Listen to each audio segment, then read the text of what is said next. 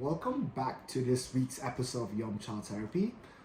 This week, let's start the podcast differently. Let me ask you a question. Let's start off with a question. Have you ever done something totally harmless, but people around you acted like you just broke the law? Maybe you wore pajamas to a store. Maybe you ate pizza from the crust like me. Or to some people, it's like a God forbidden thing. Putting pineapple in your pizza. I love that. Alright, so suddenly you became the weird one in that scenario. But why? Who decides what's quote unquote normal and what's not? That's what we're diving into today, which is called Deviance. The invincible social rule we follow or break, and how society keeps us in check. We'll talk about why certain behaviors get labeled as wrong, why some people get away with more than others, and how breaking the rules can sometimes change the world. Stick around because by the end of this episode, I'll leave you with a fun question that might just change how you see the world around you. Alright, so what is Deviant? So first thing first, what is Deviant? At its core, Deviant just means doing something outside of what society expects.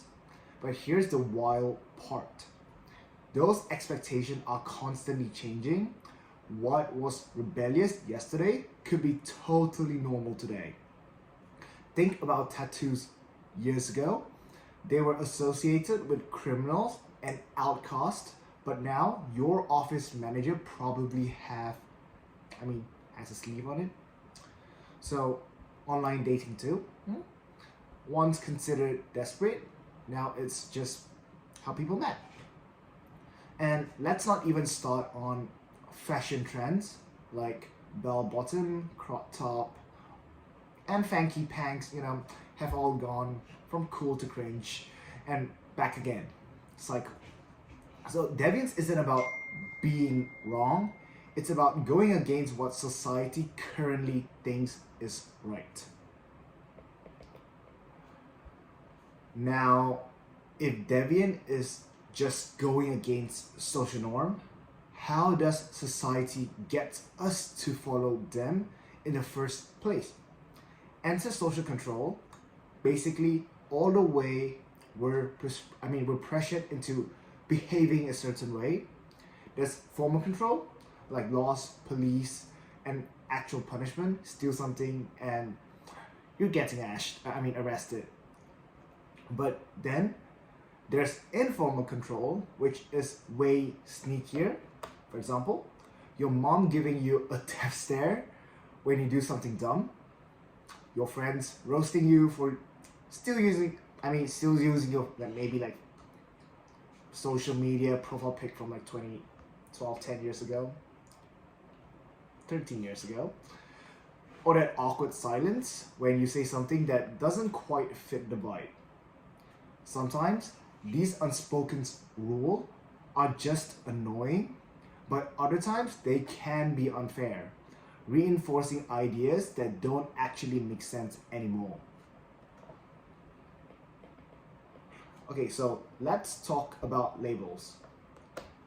Once society decides something is deviant, it slaps a label on it, and that label can't stick. This is called labeling theory, and it's basically the idea that if you get called bad enough times, you might just start believing it. Imagine a kid who cheat on one test. Suddenly, he's the cheater. Teacher expects it, classmate whisper about it, and before he knows it, he starts thinking, well, if that's who I am, I might as well just keep doing it.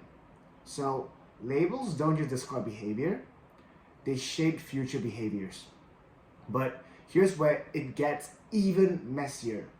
Some people get labeled way more than others. Compare white collar crime, for example, corporate fraud, tax, evasion to street crimes, theft and vandalism. One wrecks life but barely gets punished, while the other gets you a lifetime criminal record. And let's not forget how moral panics, where the media blows things way out of proportion, can make people fear things like rock music, video games, or teenagers just existing. Duh. Alright, so why breaking rules is a good thing, somewhat good. Here's a little bit of a twist. Not all deviance is bad. In fact, sometimes breaking the rule is the only way society moves forward. Think about it. Civil rights protest, women fighting for right to vote, even whistleblowers exposing corruptions. At one point, these were all considered deviant acts. Positive deviance happens when people challenge unfair rules and make change happen. Rosa Parks refusing to give up her seat, deviant. The first woman wearing pants in public, also deviant. Even the first person to push for same-sex marriage, deviant at the time. But look where we are now. So maybe the question isn't, is this wrong? But who benefits from keeping it this way? So, to wrap this all up, deviance isn't some absolute truth. It's a moving target that changes with time. Society keeps us in check through formal and informal rules, but some people get labeled as bad more than others. Often unfair, and sometimes the biggest rule breakers are the ones who actually push us forward. So here's my question for you. What's something that was once considered weird or unacceptable but is totally normal now? Think about it. Let me know and let's keep the conversation going. Thank you for listening and I'll see you next week.